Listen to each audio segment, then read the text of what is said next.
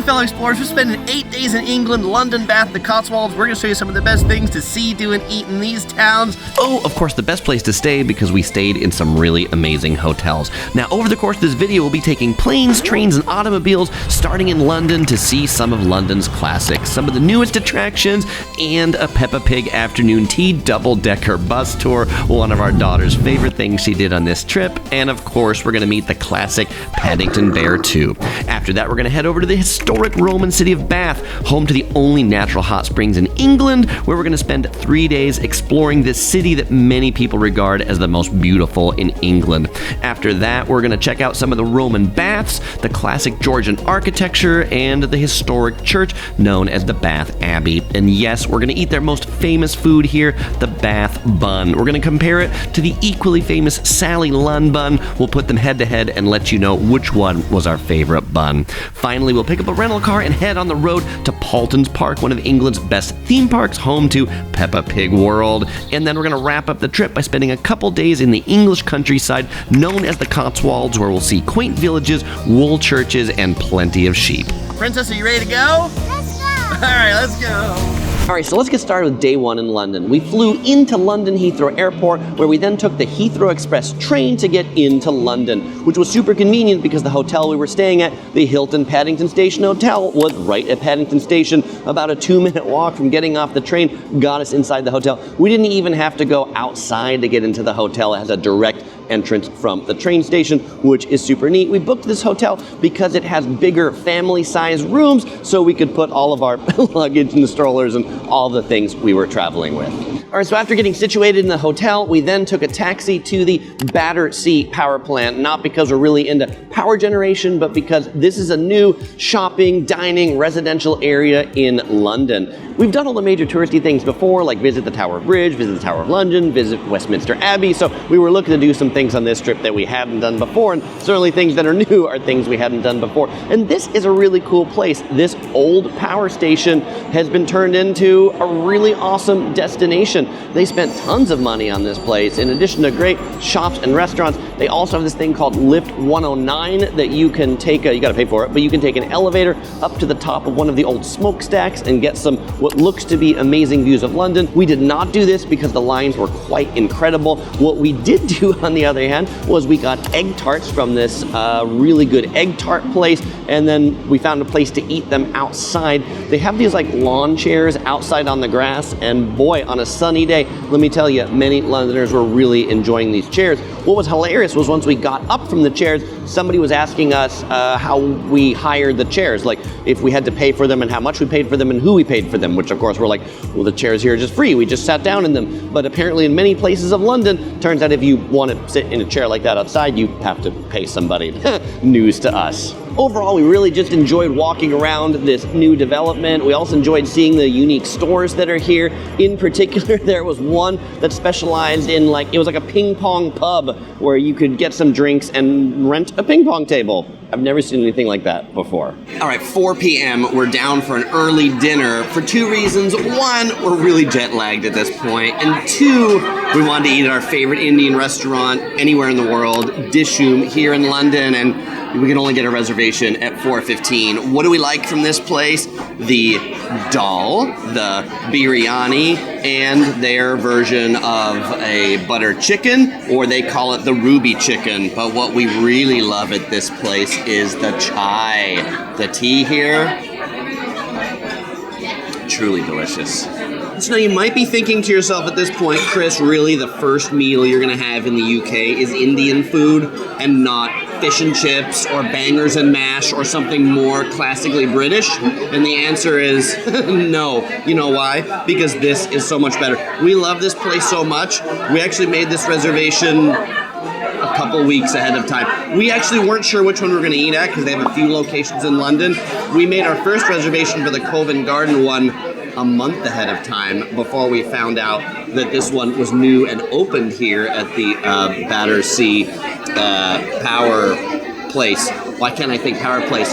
probably because I'm jet lagged, and it just got really dark in here. They totally lean into the whole Bombay theme. Also, with the incense burning on the side, really has quite a vibe. And to the owner of Dishoom, if you're watching this, we would really love if your next location was in Southern California. Thanks. All right, so after dinner to get back to the hotel, we hopped on the London Tube. Yes, the public transit in London. The taxi was really quite expensive to get to the Battersea power plant. It was like £40 or something like that, but it was convenient because we got the stroller and the princess, and she slept on the way there, so it was well worth it on our journey there. But we were all much more wide awake on the trip back, so it was cool to have the Curious Princess experience the tube at least once early in her life. Now, once we got back to Paddington Station, the princess found this really neat urban art installation. It's like all of these like metal animals sitting down at a table, kind of like the Last Supper, except with your favorite wildlife. Now, speaking of wildlife, we could not stay at Paddington Station without a visit to the Paddington store. That's right, this store sells everything related to the bear that was named after the station in a famous book in the 1950s. What did we bring back from the Paddington store? Because we already have a Paddington bear for Princess, we got her a yellow Paddington watch. After getting our fill of Paddington, well, it's about 7 o'clock, and you know what? We're all pretty tuckered out. We're gonna call it a night and hopefully make an early start tomorrow morning. Well, a good London Sunday morning to you. Everything opens a little later here on Sundays. Even the sun comes out a little later on Sundays. Gray Sunday morning. We're here in South Kensington. Just got a coffee to start the day for OC Girl. This is a pistachio latte from Blank Street Coffee. We know nothing about this except it was right here at the station. But what I wanted to point out was it's currently 2 a.m. in in Southern California, where we're from, and the Curious Princess. Oh, sorry, I woke her up. You can go back to sleep. Now, this morning at 2 in the morning, she was definitely wide awake in the room, but asleep now. For breakfast, we had breakfast in the executive lounge at the Hilton Paddington Station. Good, tasty breakfast. And now we are on our way to the Natural History Museum. We saw this. It's what used to be an old red telephone booth that, in fact, still has a telephone in it. But they also put an ATM inside. A good use of a classic red booth. So here we are inside the Natural History Museum, and one of the things I just love about London is the history in this place. I mean, you're looking at me right now, but if we look back this way for a moment, I mean, this is a really impressive hall. It's OC Girl in the red shirt down there. And coming down this staircase, this hall is full of bones and creatures. We were in the British Museum last time we were here, and let me tell you, I think this museum way cooler. And one of their big attractions here are definitely fossils of dinosaurs and other mammals. It's really cool, and the princess, well, she'll see it eventually. Oh, and in case you're wondering what that actually is hanging up from the ceiling, it is the bones of a blue whale. Here's a giraffe with fur, here's a giraffe without fur. Those giraffes, they're tall. Here's some people for reference. You know, being in this main hall really made me think about how some of the most beautiful buildings in England are often the churches. And a church, we usually have an altar with a statue of Jesus on it. But what's the statue up here? Charles Darwin. So is this really the church to Darwin? And if you're curious what that blue whale looks like with all the skin on the bones, it's a huge creature. They've got a whole nother room that has it in there. Oh, and for size, there's the princess. Pretty small in comparison to the whale. But the real main attraction here are the dinosaurs. Their main restaurant's called the T-Rex restaurant. It's even got a couple of dinosaurs that fight right by the entrance. Dinosaur fight. In the dinosaur exhibit, they have a life-size animatronic T-Rex, which I assumed would have been bigger. Wait, here's the princess for size reference. Princess, do you want to give the T-Rex a roar back? The T-Rex is definitely this museum's version of the Mona Lisa. It's the thing that everybody comes to see. There's a line to see it, and then tons of people ready to take pictures. Try to get to the T-Rex first thing when you come in. You know, one thing I love about a lot of the museums in London, free admission, including this museum. They do ask you to give a donation on an iPad as you come in. It's a classic building on the inside, and oh, by the way, there's some natural history right there that looks like an ostrich. All right, so before leaving the Natural History Museum, we decided to eat lunch here because we weren't sure what we would find outside on a Sunday. What did we get? We came to the T-Rex restaurant where they've got dinosaurs fighting at the front. I've got the venison burger and fries right here. And what did you get, Princess? Pizza. Pizza. And this museum is definitely my kind of place because in the gift shop, the dinosaurs wear yellow t-shirts. They've even got some yellow squirrel monkeys, too.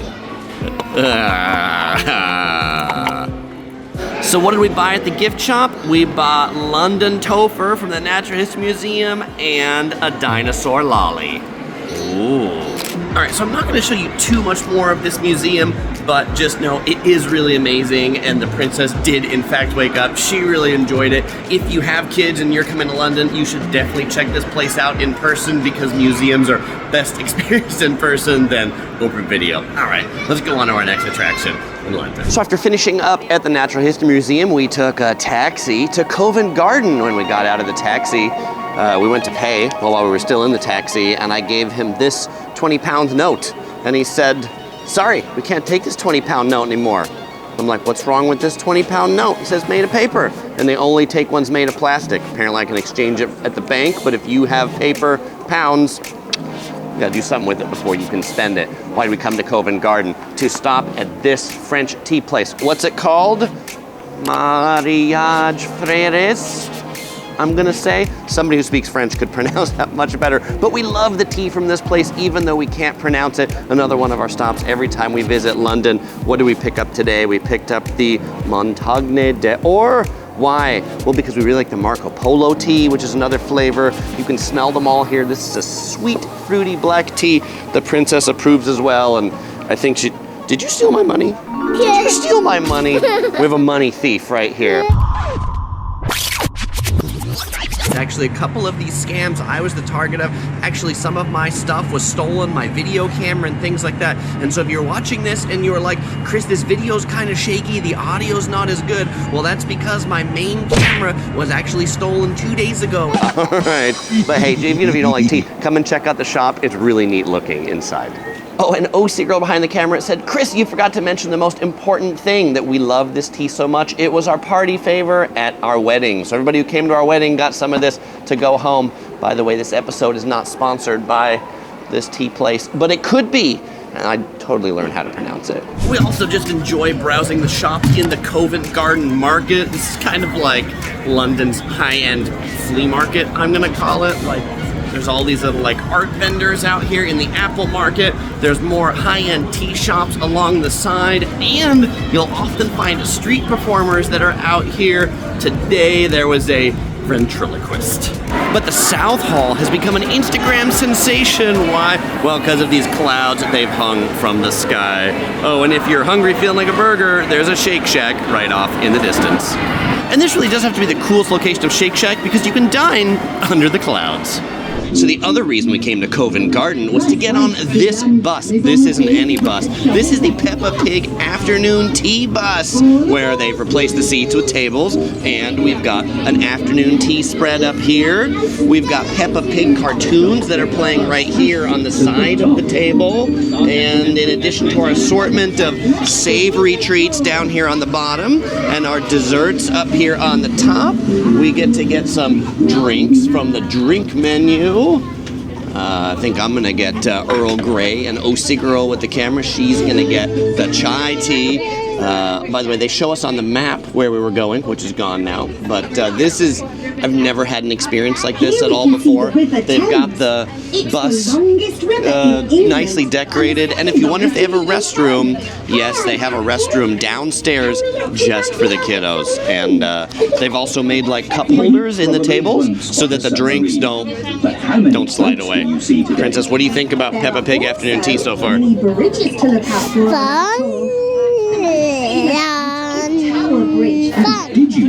Fun. There you have it. All right, so I got the chai tea here. Oh, look at this cool cup that it's in. Peppa Pig afternoon tea. Oh, and we just passed the Tower of London, and they're asking the kids what animals were in a zoo, because the Tower of London used to be a zoo. Anyway, let's give this cup a taste. Oh, did I see? There's Daddy Pig, there's Mommy Pig, there's Peppa Pig. All right, here we go. Oh, they're making elephant sounds now. A lot of fun going on this bus. Here in the Peppa Pig bus? Definitely Dishoom tastes a lot better. This tastes like a tea bag and some water. Dishoom tastes like something out of this world. The Earl Grey, A little bit better. You don't come on this bus for the tasty treats. You come on this bus for the Peppa Pig fun. Now we're here at St. Bride's Church, and you know, they kind of do this like my level of a tour where they tell you, children, this church is very famous and very, very old. Alright, that's all you need to know. So, what have we got here? We've got scones now, and what have we got with the scones? We have clotted cream to put on it and jam. The jam, what flavor is it? Strawberry jam. But clotted cream, this is a very special thing, which is really hard to find outside of the UK. It's not butter, it's not sour cream, it's maybe like a very thick butter, and this is what a scone, or a scone, depending upon where you're from, is supposed to be eaten with this kind of a cream, and then with a jam. All right, here we go, the strawberry jam, put on there. Let's go ahead and dive in to the scone, shall we? See where we are on the map. And then right about at the end of the tour by Buckingham Palace, what did we see? It seemed like 1,000 people rollerblading on the street right next to the bus. People in London do some interesting things on Sundays. All right, next stop after afternoon tea on the bus was to get more tea. I mean, not to drink more tea, but to bring home more tea leaves. We're here at Fortnum and Mason. This is near Piccadilly Circus. In addition to tea, I'm also getting another one of these mugs. This is their glass mug with filter. I got one of these last time I was here. I really love it for making loose leaf tea. This is the best, and oh, we love the tea here too. We're stocking up for tea for the next few years. And if you're a tea lover, this is definitely like heaven for tea lovers. It is 4 floors of everything tea related. So we bought so much tea that we needed to stop at the Carl Friedrik store around the corner to bring it home.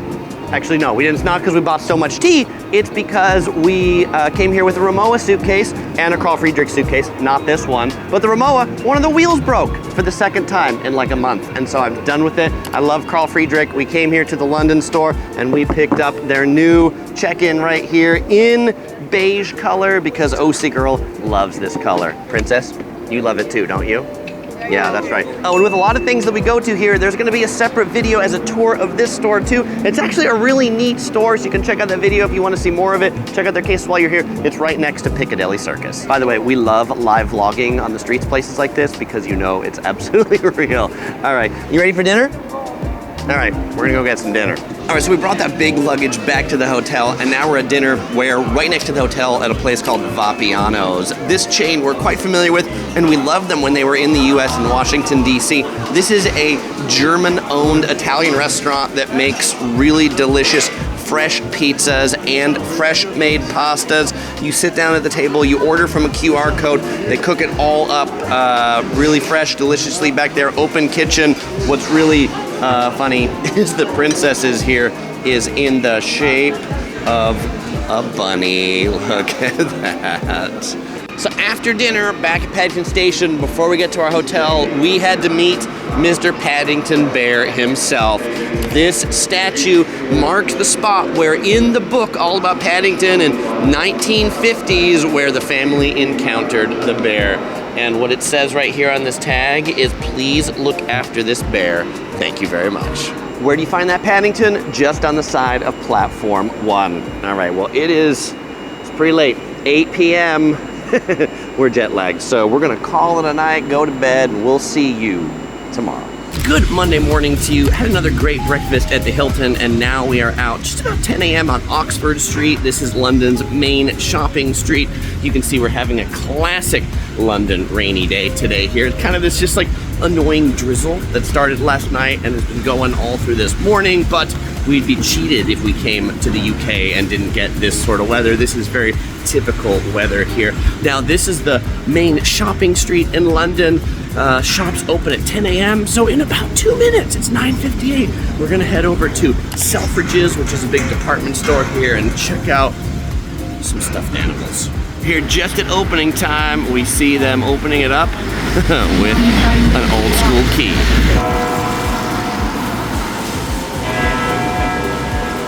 And the toll of the bell tells us it's 10 o'clock. Time for the store to open. And yes, people here still line up for stores to open. Yes, this is the kind of store with a DeLorean in it. We're headed up to the 4th floor for kids and toy shop. because inside the toy shop is the Jellycat shop with lots of great stuffies, but not just that. They've got the limited edition fish and chips experience where you can get the Jellycat limited edition fish, chip, and mushy peas. The princess got to pick one. She picked the fish, and they wrap it up for you. They do kind of a whole like fun experience about actually buying the thing. You can add your favorite toppings. We also bought a nice yellow lemon to go with our fish. You know what, really? This toy floor, in addition to Jellycat, so awesome. This reminds me of what toy stores used to be when they were actually still fun. So I love that in London, there's this mega awesome toy shop up here. And at 10 a.m., the Curious Princess has the run of the whole shop herself. You want to be the next top model, Princess? Ooh, it's sparkly. And they still have the signature FAO Schwartz grand piano up here that the kids can go on and play as they hop around. Not exactly British, but British-related. Bluey from Australia has a whole section here where you can sit in those bean bags and watch the Bluey family trip. And of course we are in England, so they've got a whole Peppa Pig section here too, with some cool tree stump bean bags to sit on. Oh, and they've also got toys from the Princess' favorite learning cartoon on YouTube. Princess, what do you got in your hands? That's the number block 1. 12:35, we are on the fast train from London Paddington Station to Bath. Left 5 minutes late. What you should know is they don't announce the platforms that you're on until like 5 minutes before the train boards. So it's a mad rush to get on the train. And if you want to get your luggage in the like luggage racks, they're really small on this train, so you want to make a beeline to your seat. And pro tip, there are some seats that have like tables for 4. That's where we're sitting at. So you can take a look at those when you're booking your train tickets. Do book it ahead of time if you're doing this, because they're way cheaper if you book ahead of time, like 10% of the price than if you book them on the same day. We're gonna do a dinosaur puzzle that we got from our McDonald's Happy Meal before we got on the train. All right, here we go. All right, we've arrived into Bath Spa, short hour and 20 minutes, really nice train ride. Here's our accoutrements of luggage. You'll notice we have the one we came with, the Carl Friedrik, the new Carl Friedrik that we got. Where's the Rimowa? It's inside of this one. I haven't given up on it yet. We'll repair that wheel when we get home, but as you can see, traveling with a 4-year-old, we have lots of stuff that we need, particularly to transport her around. All right, it's a 10-minute walk up to our hotel here in this another rainy gray Bath Spa day, but so far the city just has this, like everything is this kind of like yellowish stone. I clearly should have been in the city a long time ago.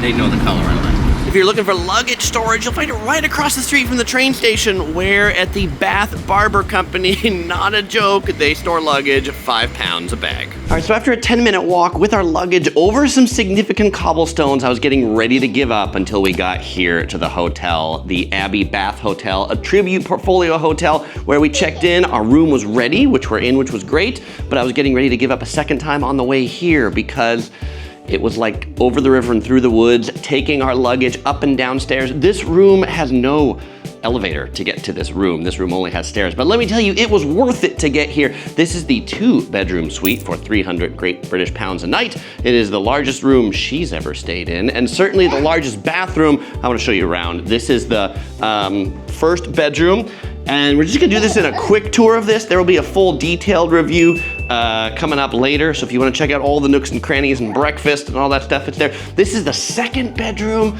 super tall ceilings. The ceilings in here like 20 feet, but the princess's favorite part of the room is definitely this one, the bathroom, particularly for this bathtub. I think you might need some help getting into this bathtub.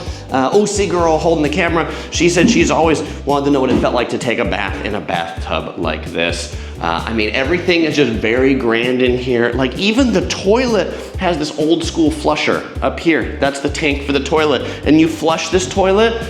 Princess, have you ever seen this? You flush this toilet by pulling on this. That's how you flush the toilet. Big shower, and when the princess is gonna take her bath a little bit later, we can just hang out with her right here in the seat next to the bathtub. What do you think? Did Papa do good booking this room, Princess? Yeah, she says. All right, so after walking around the hotel and dragging all the luggage, we were ready for a little bit of a snack. We are here at Sally Lunn's. This is home of the famous Sally Lunn bun, also in what they claim is Bath's oldest house from the 1600s. We've got the milk bun that comes inside of caramel, clotted cream, a couple teas on the side. Princess enjoying her ice cream as she would. So we're gonna power up, and then we're going to head over to the most famous thing in Bath, the Roman baths that are over 2,000 years old. This bun is curious, but it's approved. And after you've had your bun, definitely make sure to check out the museum downstairs, which, by the way, has really short, really low ceilings. They have a whole display about how they make the buns, and then you can take some home, buy some souvenirs. You can come down here, even if you don't eat here, just bypass the line of people waiting at the tables, and if they haven't sold out, you could pick some up to go. They've also got the clotted cream and the caramel and all those sorts of things. Our first real stop at Bath after filling up on those buns and checking in the hotel right here at the Roman baths. These are over 2,000 years old, and can you believe that they were lost for a long time? They were like covered up under rubble. They were rediscovered, turned into a museum. You can't bathe in these waters anymore. There's another like spa that you can bathe in, but these are pretty cool to see how the Romans did it back in the day. Now here we've also got the Abbey back in the distance. And if you hear the music in the background, where's that coming from? The busker right out there. Really put a lot of technology into this museum. The princess enjoyed this one where there's kind of like holograms of bathers that are projected right out here. You can see it a little bit more if you're in person, but that's the Romans doing as they did 2,000 years ago. Princess, I know that bathtub in our room was pretty big and impressive, but what do you think about if we could go in this? People used to be able to go in this as a bathtub 2,000 years ago. Would that be cool? Yeah. But we can't go in it anymore. No, why not? Because it has algae and stuff. Yeah, it has algae and stuff in the water. I think you used to be able to come in it as like recently as maybe 50 years ago in the 1970s, but too many people were getting sick. There is another place you can go called the Thermae Bath Day Spa. Turns out it's just for adults only though, so the prince is going to have to enjoying the water in our tub. But I did hear when we bought our tickets that we can drink some of this water before we leave. So, are you excited to try how this water tastes, Princess? Bleh. What do you mean, bleh? You haven't even tasted it yet. Now, the moment of truth. At the end of the tour, the spa water. Let's see how this tastes. Oh, Princess, do you want to try it? Nope. No, it's warm. Okay, let's see. How good it is. No, it's not very good. It's not very good at all, but I think it's supposed to be really healthy. All right, worked up an appetite in the Roman baths. We are now at the Scallop Shell. This place is generally regarded as the best fish and chips in Bath. Some say the best fish and chips in the UK. Also the most expensive fish and chips I've ever ordered.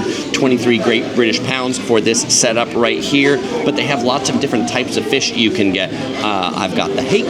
OC Girl has the cod. The princess in the kids' meal has the fish nuggets. You'll notice it comes with the mushy peas and the tartar sauce. All right, so let's go ahead and let's dive into this fish right here. It comes with vinegar to put on it and some lemon, but I'm gonna try it first, just the fish right here. Mine was light and flaky. Princess, how's yours? It's hot. Okay, give it a go now. Now it's cool.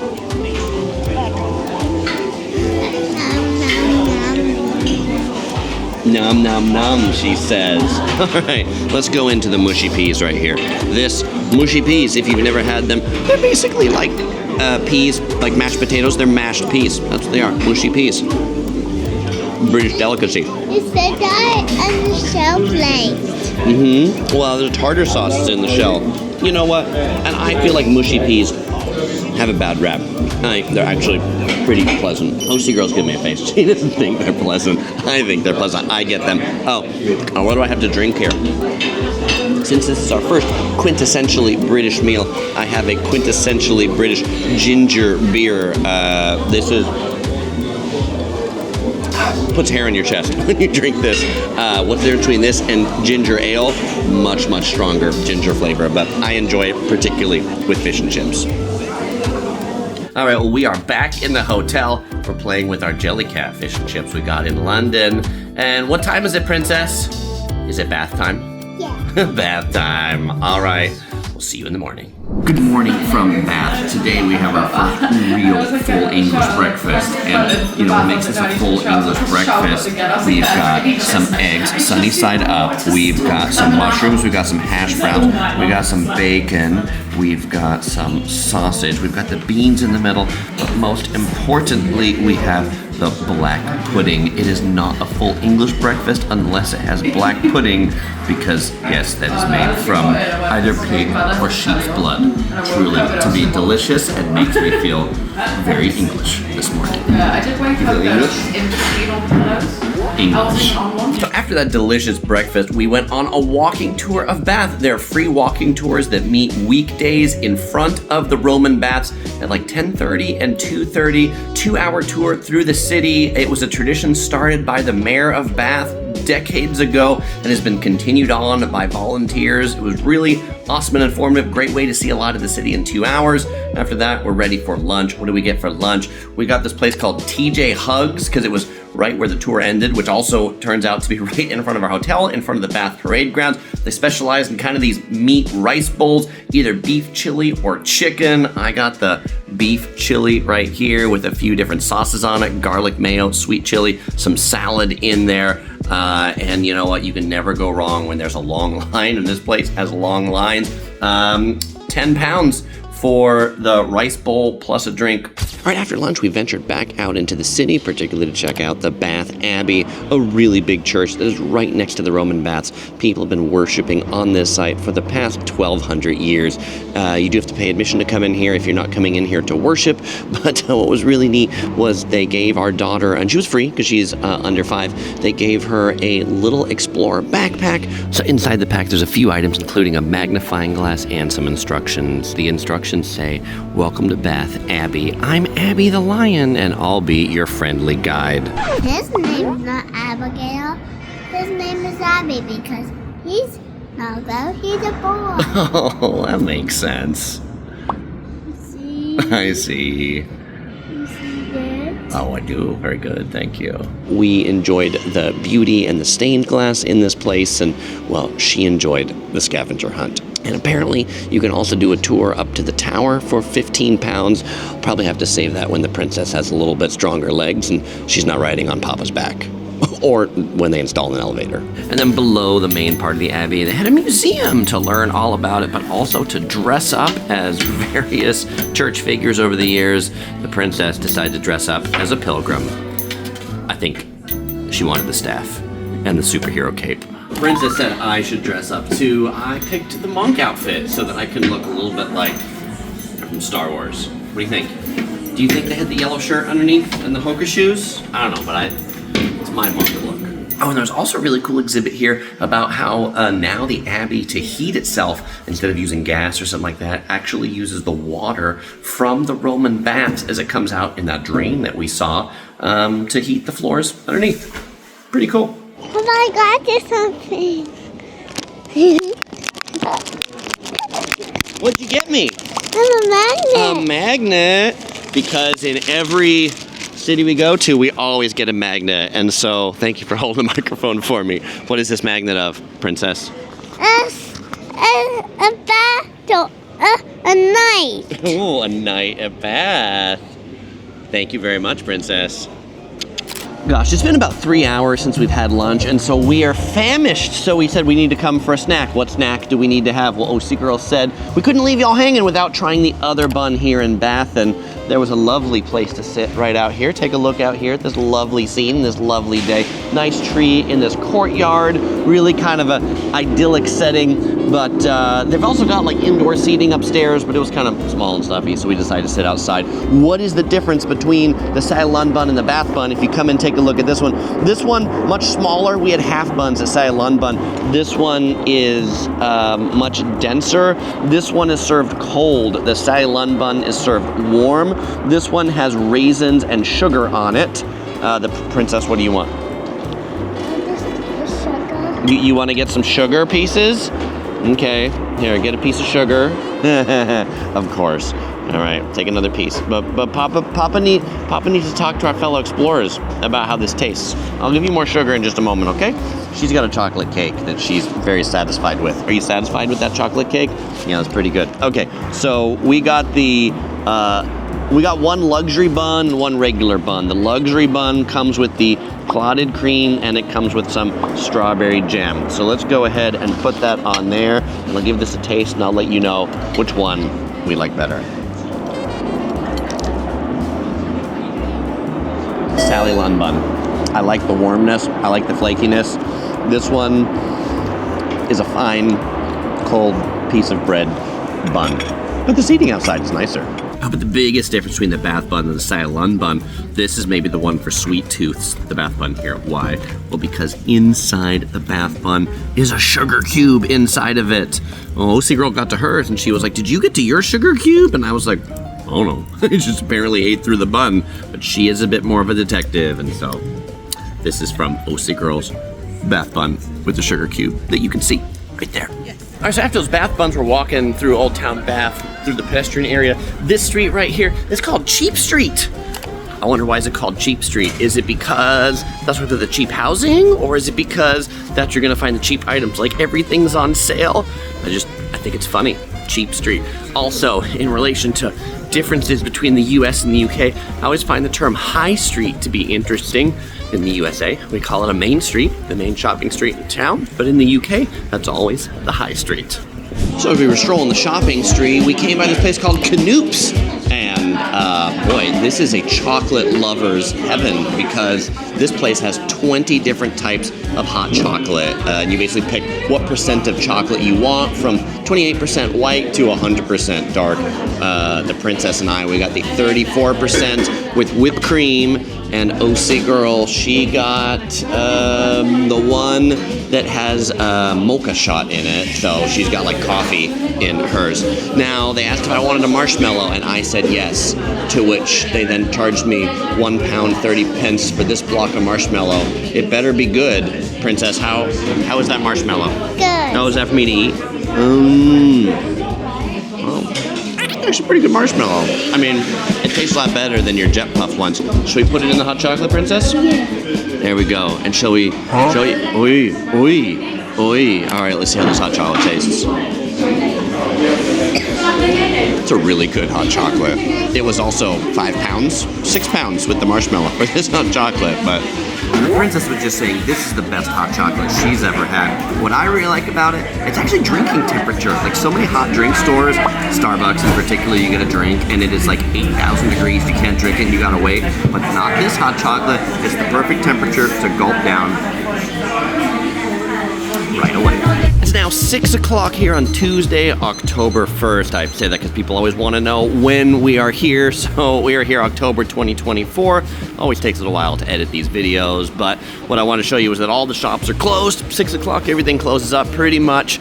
And I also wanted to share what we learned on the walking tour earlier related to this Royal Mineral Water Hospital, that Bath really grew up in the Roman age as being a place of healing, particularly for the soldiers as they would go out and get injured. They would come back to Bath, heal up in the hospitals with the water before they went out to the field again. So for dinner tonight, we decided to have some pies. Where? Well, the place says pies out front. Pie Minister. What do they specialize in here? British meat pies. I've got the beef meat pie with the mother load that looks like it's got some mushy peas on top, some mashed potatoes down at the bottom, also some British pork rinds right here. This whole thing is served with some gravy that you could go ahead and put on top with a pint of beer, as they do in England. Cheers.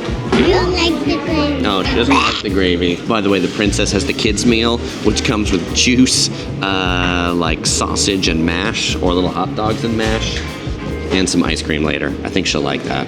All right, top of the morning to you on Wednesday morning. It's another drizzly day here in Bath. We have split up this morning after breakfast back again in the hotel restaurant. Why have we split up? Well, don't worry, we're still together. Formally, we have split up just in the morning. I am on my way to pick up the rental car, so I got the princess's car our seat right here. I'm going to Enterprise Rental Car, where we've got a car for the remainder of our trip, but it's a waste of time for all of us to get the rental car. It's 2 miles away, so I'm gonna head down to the train station, where I'm gonna hope to pick up a taxi to head over there.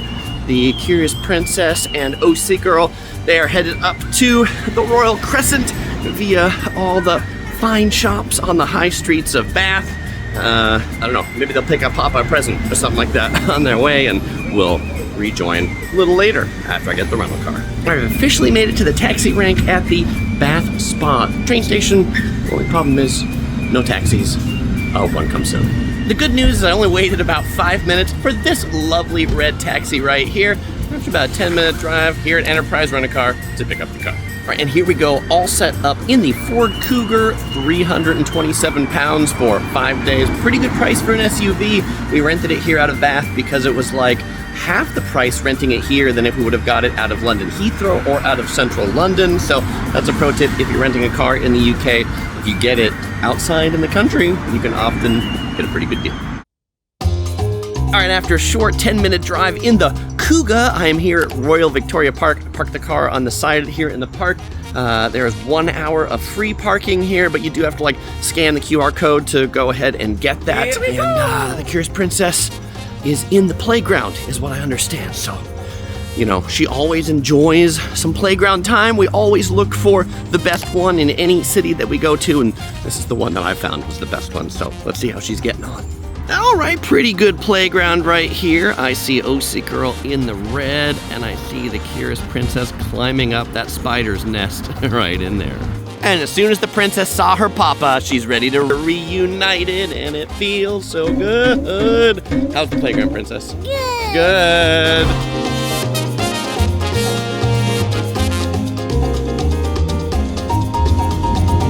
You know what, the princess got more to play. You want to go in the big swing here? All right. 1, 2, 3. More pushes. Okay. So to get lunch, we drove the car over to the Charlotte Street parking, where we parked our car near the Royal Crescent after we went through the whole, how do we use these parking machines? Because you gotta, enter your license plate number, and then it charges you based upon how much your car pollutes. Luckily, we have a less polluting car, so that's good for us. We are now at the Treetop Cafe, which is about one of the few places to eat near the Royal Crescent. I got a BLT sandwich with some cheddar cheese on it. OC Girl got a avocado toast with egg and some kimchi on it. Curious Princess, what do you have? Cheeseburger. Grilled cheese sandwich, that's right, with some ketchup. Are you good so far? I'm done. Yeah, good. All right, so that's Curious Princess approved. But something I haven't really talked about yet that I want to talk about here for a moment is how slow our service has been. Anytime we've gone to a restaurant, we've sat at a table, even if we ordered a counter like this one, has taken a really long time to get our food. 20 minutes probably to make these 3 items, and there was nobody else in line before us. They make nobody else's food. Last night at Prime Minister, 30 minutes from the time we sat down before we got food. At breakfast this morning, 30 minutes before we got our food. So, when I do my videos about Hawaii, I always say you should be on island time because, relax because you're in the island. But I feel like in the UK, you need to relax too. It's gonna take a while. So OC Girl says if you want fast, the place to get fast, there's a place with samosas and chai called Chai Walla Walla. 2 minutes, we got our samosas and our chai. Good deal. So after finishing our lunch, which actually was quite delicious BLT sandwich, we're over here at the Royal Crescent, and in front of the museum they have this. What is this? This is a sedan chair. So people who were very rich and wealthy, after parties in Bath, the way they would get home, they would be carried in this chair. They'd go inside, and then 2 people would come here on either side to carry those people back to their house.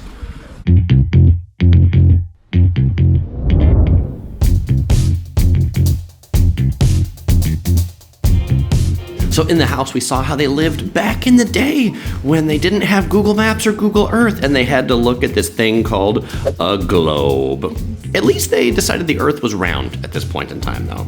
In a few rooms of the museum, they have what they call an immersive experience. Here they've got projections of the wall, perhaps of people who used to live here in the past, which reminds me a lot of the Roman baths. I kind of love how they've integrated technology into these museums. I also love the view outside the window that you can see the rest of the Royal Crescent, and then you can see their front yard right there. That's a big yard.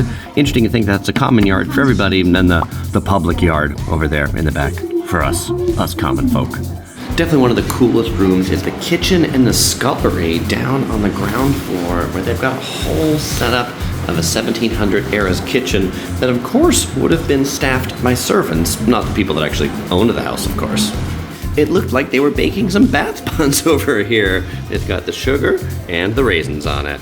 And in the servants' hall where the servants would eat, they have a really interesting set of rules. And I wonder if these are rules they actually had to post up here and tell people, but that while they're here at dinner, they should not wipe their knife or fork on the tablecloth, that they should not use anyone else's knife or fork, and that if you were combing your hair, you would have to forfeit 3 pennies. Wow! Admission into the Royal Crescent Museum is £15 for adults. It is free for kids under 18. And the staff says if you do the whole thing and listen to all of the immersive audio, then it takes about 45 minutes to go through.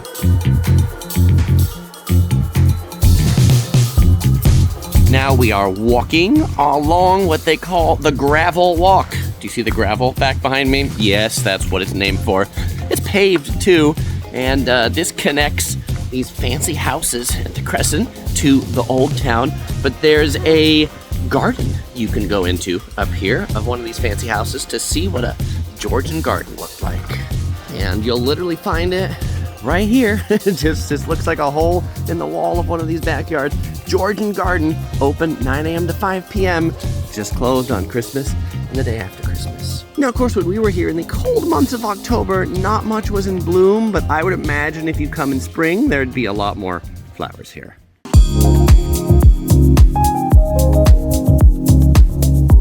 All right, to come back to the hotel, we parked in the overly complicated Manvers Street car park. I say it's overly complicated because, like, this is the whole, like, tariffs and tolls and times and overnight charges, things like that. Anyway, £11, and we're here until tomorrow morning. All right, it's time for dinner. I'm hungry. Let's go eat. All right, so to get to the dinner spot, we're walking up that main pedestrian street, but you'll hear this music in the background from that busker right there. Bath has a lot of street performers, and, you know, right about 5 p.m., that's prime time to walk down the street and prime time for the entertainers. So now if you're looking for a more upscale, modern place to eat, check out the Ivy Brasserie and Grill. This place, it's on the main pedestrian street up the hill. What do we got here? Well, the princess has some spaghetti that she's really enjoying on the kids menu. I have the classic shepherd's pie, Ivy style. It's about 20 pounds. And OC Girl has a duck curry. I've also got their, it's some appetizers before, so we've been dining for a little bit. I got their homemade ginger beer. This one made with homemade ginger juice. Cool vibe in here, like lots of floral, neat bar in the center. Princess, how's your linguine? That's yummy. Good. The Ivy is Kira's Princess approved. Oh, and if you're wondering what shepherd's pie is, it's ground lamb and beef with mashed potatoes on top and some cheese on top of that that's made nice and crispy. For dessert after the Ivy, we came to Amerino Gelato. This is a gelato place from Italy. What did we get? We got mango, pistachio, and vanilla. With this, it's gonna be our last real meal, our last real food, other than breakfast at the hotel tomorrow morning, because we are pushing on the road to continue our journey outside of Bath. Should we say goodbye to Bath, Princess? All right, bye-bye, Bath. And we definitely need to say goodnight to Bath, because apparently at like 7:30 p.m. at night, the gelato place is like the only thing open. Every other store is closed up. Where'd everybody go? Back to London, I guess. All right, a good Thursday morning to you from Bath. It is 8 a.m. and kind of a neat part of staying in the town of Bath itself is that it's really quiet in the morning. Like, none of the tourists are here yet, none of the tour buses have shown up, so you really have a lot of the streets all to yourself. Chris, why are you wandering the streets all to yourself? Well, because yesterday, when Oseagull and the Princess split up in the morning, they stopped by this spot, the Colombian Company, for some coffee and a brownie. So I'm on a quest for that for breakfast before we set off to the theme park with Peppa Pig World. All right, I got the coffee, pastries right here acquired, brownie, chocolate chip cookie, and egg tart. Gonna get fueled up, pack up, and get on the road. And after a 90-minute drive on some little narrow roads, eventually got a little bit bigger, but there was still a grueling drive. We made it here to Paddington Park, home of Peppa Pig World. Hooray! First things first, we had to check how tall the princess was, because if she's less than 1 meter, she gets in free. But no, she's gonna cost us money now. But that means she gets to go on more of the rides. Yay! All right, first up was the character meet and greet to meet Peppa, get a picture. Our first ride, Miss Rabbit's helicopter ride. Princess, you gotta hold on, a helicopter, we're going up, that's right. Miss Rabbit is the hardest working rabbit in the UK. She has so many jobs. We'll see more of her later in Peppa Pig World, but I'm glad we came here and we did in the off season, because the ride time, the wait time, 5 or 10 minutes. There's signs that say wait time 60 minutes for this ride. That's crazy. I like walk right on. What I also like about this ride, they're very thoughtful. There are 4 big seats in here. I've been to some like kiddie theme parks and you're like super squished as the 6-foot tall guy sitting in it. All right, let's ride, let's go up. And from up in the helicopter, we get a good view of Peppa Pig World, so let's check it out. We've got Grandpa Pig's house over there. We've got a little cloud flying ride. We've got Peppa's big balloon ride. There's a big, gift shop over there. There's a ride on top over this way. And today is also the first sunny day I think we've had the whole time we've been here in the UK, so that is nice as well. What do you mean, we're going? We're going up. See, look. We're at the top now. Next up, we've got Daddy Pig's car ride. They gave us the yellow car because they knew, of course. How's the drive, Princess? Fun! Woo! All right, next up, we're gonna check out Peppa Pig's house. Let's go and see what this house looks like inside. Dun, dun, dun, dun, dun, dun, dun, dun, dun. There they are, Peppa and her family. Peppa, George, Mommy Pig, Daddy Pig, and the dinosaur. Next up, we got the dinosaur ride. Oseagull and the Princess on this one. All right, it's lunchtime. The princess says she wants to eat right now. We just ordered our food at this restaurant, and where shall we sit? Where shall we sit? I don't know where to sit. There's so many tables available. Too many choices. Great part about coming to theme parks in the off season. Oh, looks like the princess has found her spot. This is the fastest restaurant yet. From the time we order, 2 minutes to the time it's ready.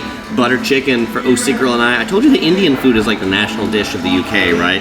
And mac and cheese for the curious princess. That's none. And you know what the tray is? My color. The butter chicken here they make, pretty good. Princess, you like that? Can I get a thumbs up? Yeah, the butter chicken Curious Princess approved. All right, well, it was surprisingly good for a theme park lunch. It's warmed up enough that I can finally be in my t-shirt, first time for this whole trip. We're gonna head back into Peppa Pig World, and because I know many of you might not wanna watch 10 or 20 more minutes inside a theme park, I'm gonna put the rest of Paddington Park in a separate video. So if you wanna check out more of this theme park, you'll find a link in the description to it. Otherwise, we're gonna head on out on our drive to the Cotswolds. Oh, but before I get to the entrance, this ride right here, Buffalo Falls, right next to Peppa Pig World, lots of fun. The princess went on this ride 3 times, and even I got a little bit of scream out of it going down. Oh, but before we go, in case you're wondering what our favorite ride was, it was definitely the flight of the Petrosaur, and it was amazing that even the Curious Princess could go on this really serious roller coaster. It's one of those where your legs dangle on the bottom. All you gotta be is 4 years old and 1 meter tall, which is awesome. I feel like in the USA, you'd have to be a lot taller to ride a ride like this, so the Curious Princess got to ride her first really real roller coaster today.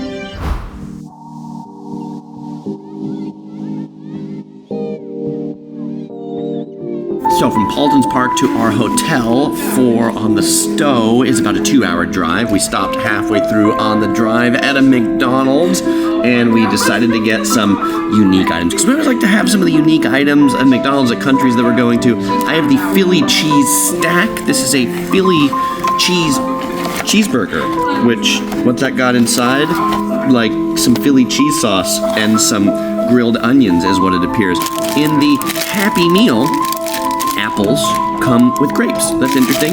And OC Girl got chicken nuggets right here, and one of the dipping sauces is sweet curry. One of the things I missed, though, from McDonald's back home, iced tea, not an option here in the UK. Just Coke Zero. No, the princess still got her milk, though. All right, 45 minutes of driving. It's nighttime, so no nighttime driving. Things didn't work out all that well.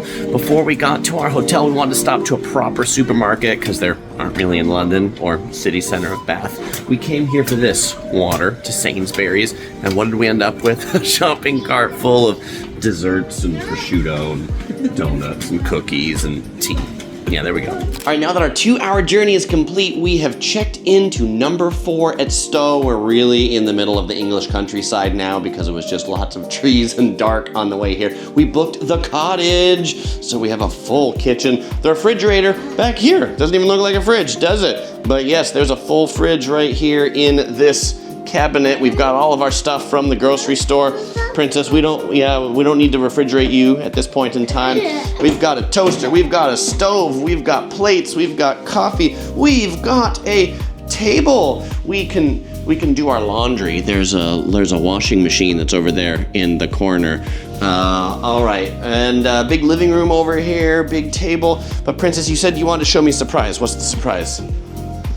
The surprise is there's a toilet down here. Wow. Look at that. There's a little toilet down here. How do we turn the light on? There's the light in here. It's a small little bathroom with a heater in the corner. All right, what's the other surprise, Princess? Show me. So we're going upstairs now. What do we think is upstairs? All right. Okay, what is it? What do we got in here?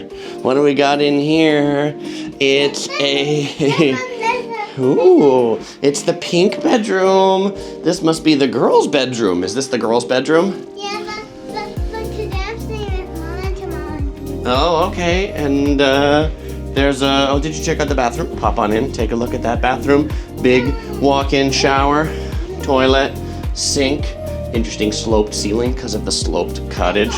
We got a little fan and a television up here. All right, is there more you want to show us, Princess? All right, go follow the princess. She went that way. All right, Princess, what are we gonna see over here? Ooh, the second bedroom in the cottage. All right, this must be my bedroom then, because it's gray, right? Yeah, The boys' bedroom. And what's this one look like? Oh, this one's got the bathtub. Well, you'd hardly believe that after that last bit of having so much fun in the hotel, unfortunately, tragedy happened. What was that? The princess, she got her finger caught in the shelf in the closet. We had some great friends that met us at the Whitney Hospital in the minor injury unit. They patched her up nice and good, gave her a steri strip on her finger, cleaned it up, and gave her a nice friend right here, Whitney the bear. Some great nurses there that are part of the UK National Health Service. Thank you very much for your assistance in our time of need. Well, after a rough beginning to the night, we actually had a fairly good sleep. Well, the girls had a pretty good sleep. Mine was a little noisy because the cottage is by the road, but that's okay. We've got a great start this morning at the restaurant at the hotel. I'm doing the full English again today, this time with poached eggs. Anytime I get a choice of poached eggs, I will. You'll see the mushrooms here. There's more little button mushrooms, and of course, it's got the black pudding. All right, now that we've finished breakfast and there's some daylight I want to show you how to get into this cottage because it's kind of cool. The hotel is like over that way where breakfast is, and then there's this little gate and door over here. It says Farmer's Cottage on it, and you open up this gate and it brings you into the whole private yard for the cottage. It's a really neat like vibe of the whole place and really feels definitely like English countryside. We drove about 6 minutes to Bourton-on-the-Water, where we were quite silly. There was a shop called Cotswold Sheepskin, specializing in sheepskin because this area is all about raising sheep and wool, although now it's really a tourist town, and so in tourist towns you can get every English tourist thing that you ever want. What do you think of our new look, by the way? Good luck. All right, and the primary thing to do here in Bourton-on-the-Water is stroll along the water. It's a neat little old town, lots of these brick buildings. I mean, it is very touristy. We saw a lot of tour groups, but I can see why, because these cute little bridges along the water are very quaint. Well, when they don't have 20 people on them taking pictures, but maybe we're ruining the quaintness too. I don't know. All right, we're gonna go someplace where there's less people, okay? Princess had a rough night last night, so she's back asleep again for a nap. This is her favorite place to sleep, really, on Papa's shoulders. We walked about 10 minutes outside of town, and I should point out, not really stroller friendly, which is why she's on my shoulder instead of a stroller, to the public footpath. I told you we wanted to get away from the tourists because back here, behind the houses, is an awesome walking path, or so the people at the hotel told us. We're gonna check it out, but you'd barely notice it was a path if it wasn't for that sign, because it's really, really small, but should be cool back there. So this is what the Cotswolds is all about. This scene right here, where we're on this public pathway behind people's backyards. They're really big on their like right of way here, so that's why they have all these things. Like you can actually like open gates to where sheep live and this and that, because they want people to be able to go where they're going. Little bridges, bubbling brooks, and away from the cars and the people. It's really peaceful back here.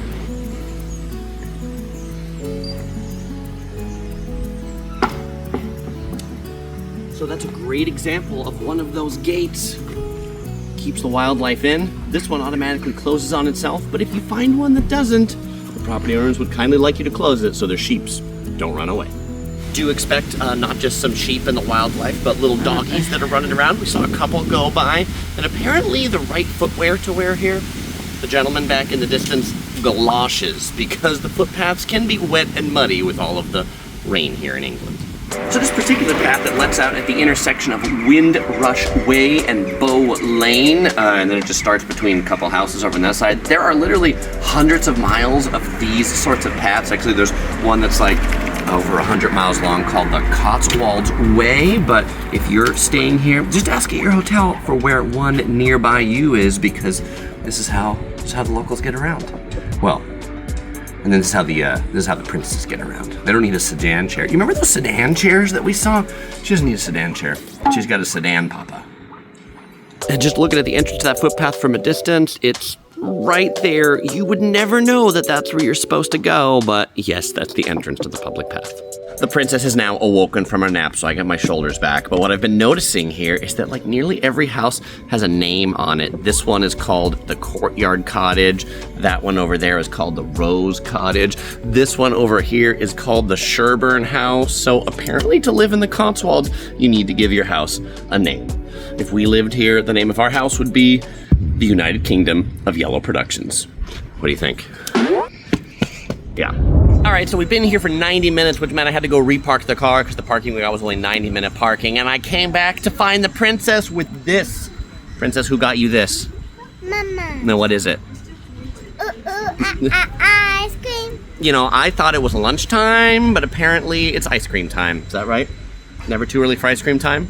Yeah, probably her favorite food, the vanilla ice cream. Although she actually doesn't have vanilla ice cream. It's the Cotswolds cream. How is that different?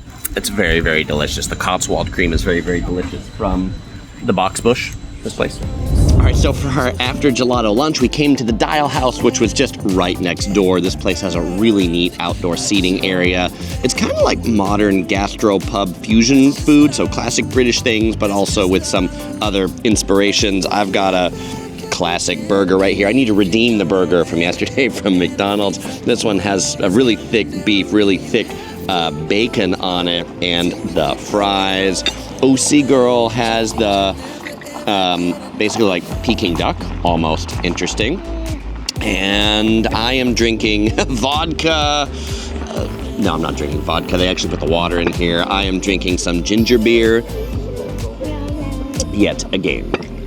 All right, so we just drove about 25 minutes to Broadway Tower, and while the drive is pretty, it is really pretty, like these tree tunnels and scenic grassy hills. It's really kind of stressful driving around here because the roads are really narrow. Some are actually single lane, and I don't mean like one lane each side. I mean like one lane where like you have to pass or even like back up if you can't pass people. So anyway, if you are planning to come here and drive, make sure you've been practicing your driving skills and your really narrow road driving. It might be a good reason to get a narrower car rather than a wider car for some of these narrow roads here. I mean, actually it turns out there are a lot of accidents. There's a sign right here that says 39 people have died on this road in the last 3 years. Drive carefully. Okay. All right, now as we got here, something doesn't make sense to me on this sign. It says the white route, 1.2 kilometers, is approximately 20 minutes, but the red route, that's approximately 2.5 kilometers, so only about twice as much, is 2 hours long. What am I missing on the red? Must be some big inclines on that one. All right, so after I'd say about 10-minute walk from the parking lot, we got here to the Broadway Tower, and the Curious Princess said this reminded her of Rapunzel's Tower.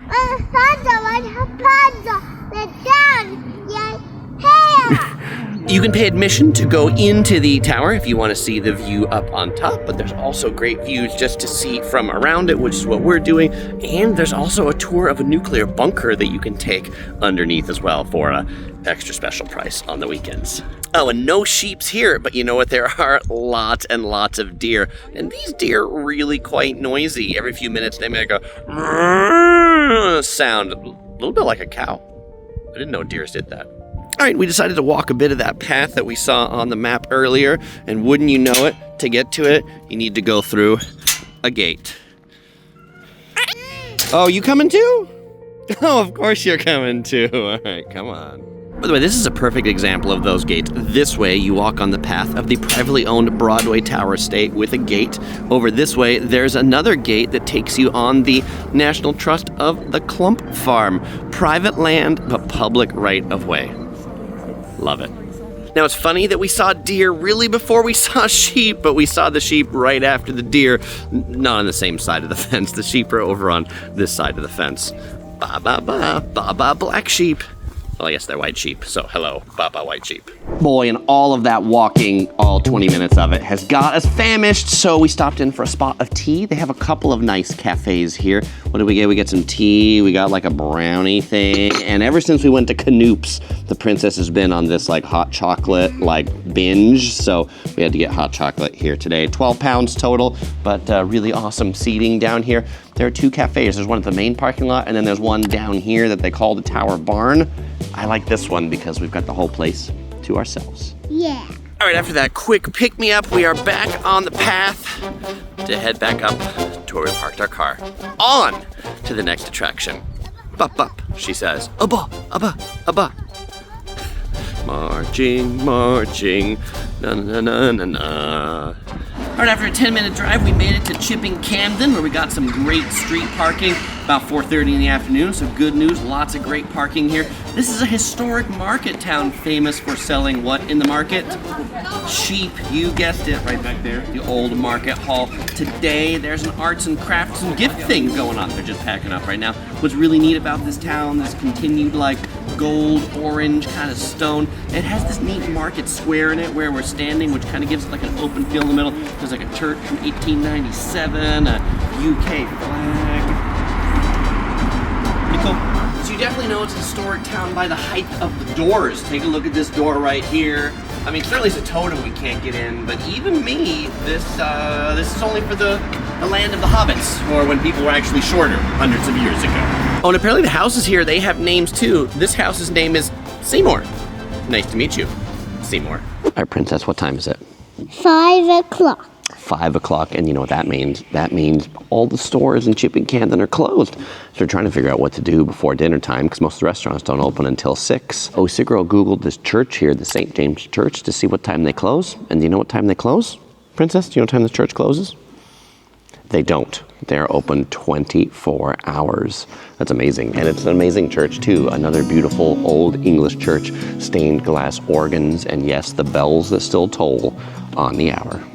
So now you might be wondering to yourself, Chris, what is such a big, glorious, glamorous church doing in such a tiny little town? Well, I told you about wool and the sheep, right? So this was a town that the people were rich because of all the wool, and they call these churches wool churches. There are actually many of them scattered throughout the Cotswolds, and the people who came here were the wool farmers and would donate all of their wool money to the church.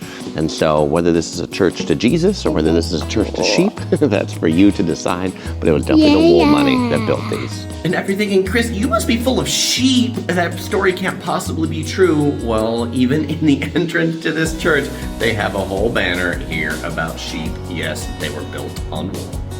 And after visiting the church, the princess had a great time counting the sheep on the hill outside the cemetery.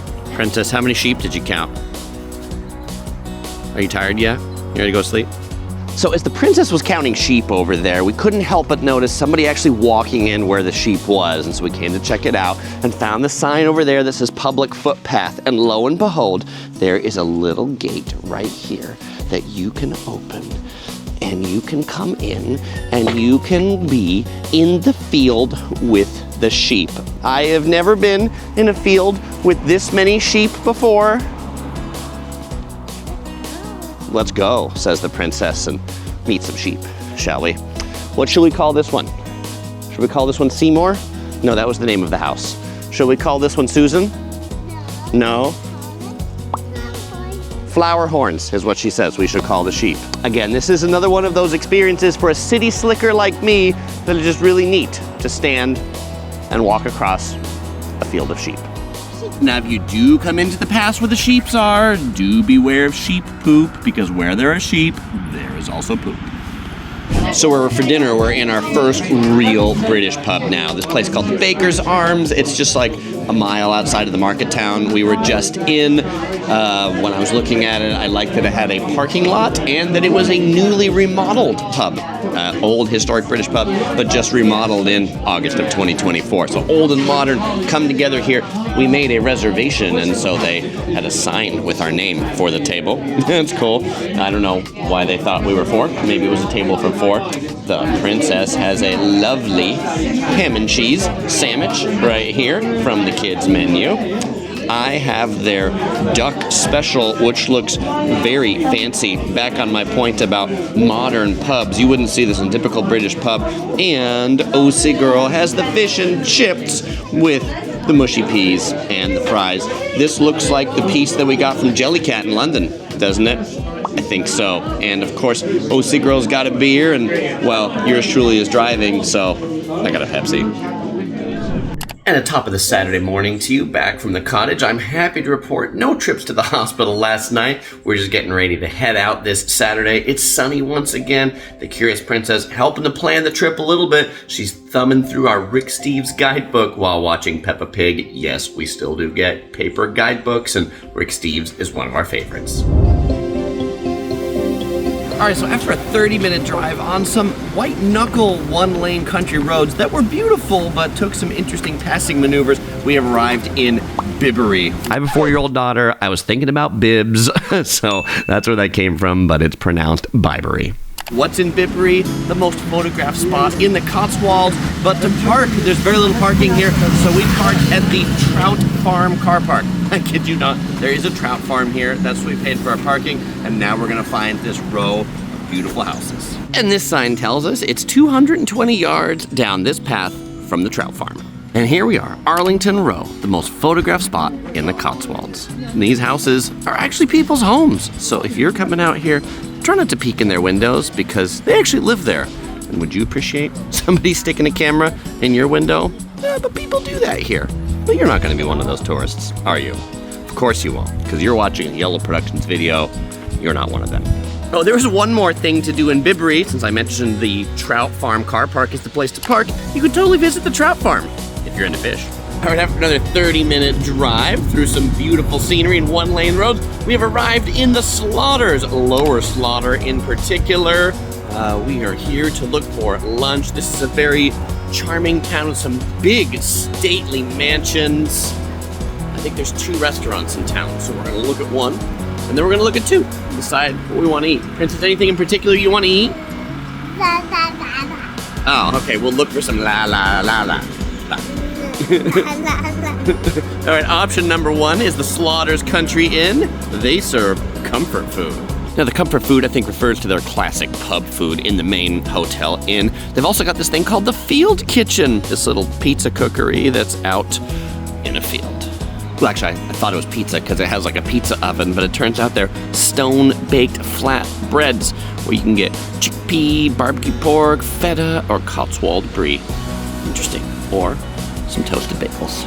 But this one does have a very nice outdoor eating area for sunny, warm days. Second restaurant is there in the Slaughter's Manor House, but you know what? They don't open until 12:30, so I think we're going back for the comfort food because the princess says she is hungry. It's a cool restaurant inside the Slaughter's Country Inn. It's got a wood-burning fire over here, these super low ceilings, but all of the tables inside are reserved. Of course, we didn't make a reservation, so we're gonna eat outside, and it's kind of a stand at the counter, order at the bar situation, and then they bring your food out to your table. You need to know your table number to tell them before you order. All right, food's here. How long did it take? 22 minutes from the time that we ordered to the time our food was here. I got the fish and chips, Princess has a burger, and OC Girl, she's got a sausage with mashed potatoes. It all looks pretty good, although it did take a while. Now, the other thing we've been just noticing as we sit outside in these places is there's no heat lamps. It's sunny, but it's cool. We could use some heat lamps. We found none in any of the outdoor seating.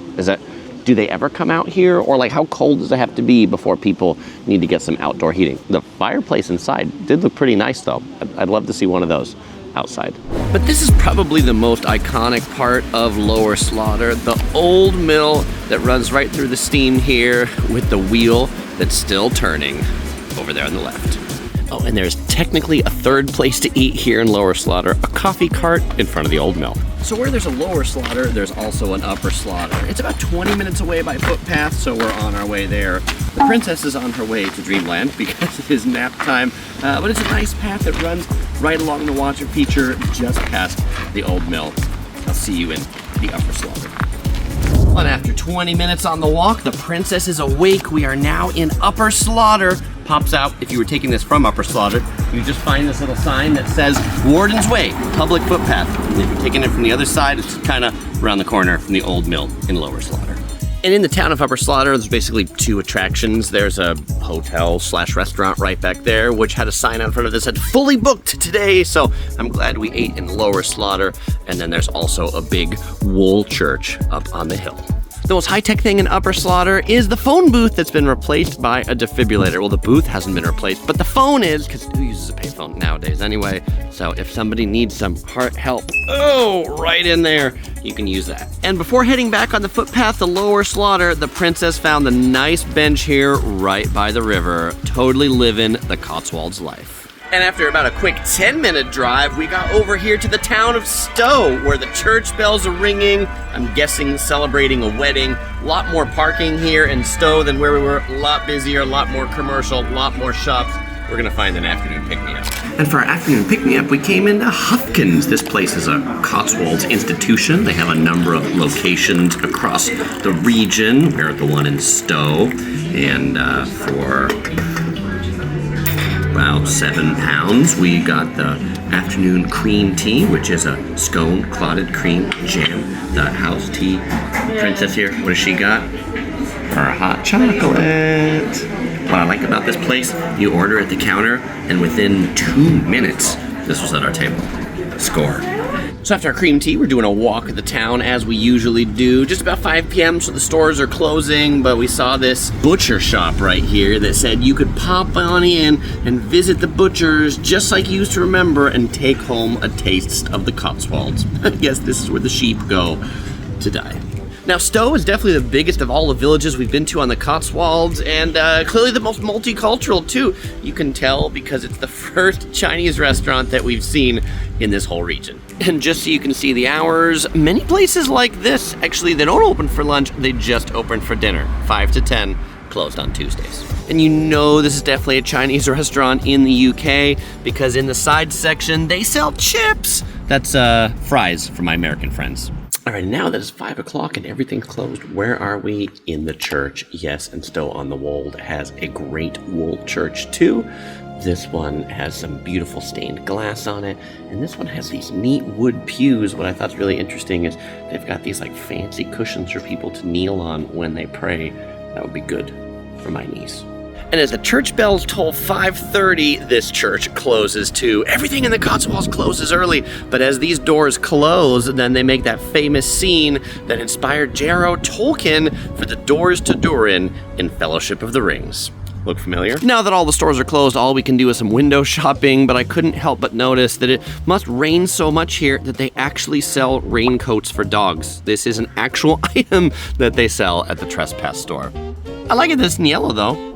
The Cotswolds is really dog friendly. I saw a lot of stores that said like dogs welcome, and this restaurant even has a dog menu, and it's not a pretend dog menu. Like they literally have like beef patties with cheese, roast dinner for dogs. So, wow, bring your doggy with you to the Cotswolds.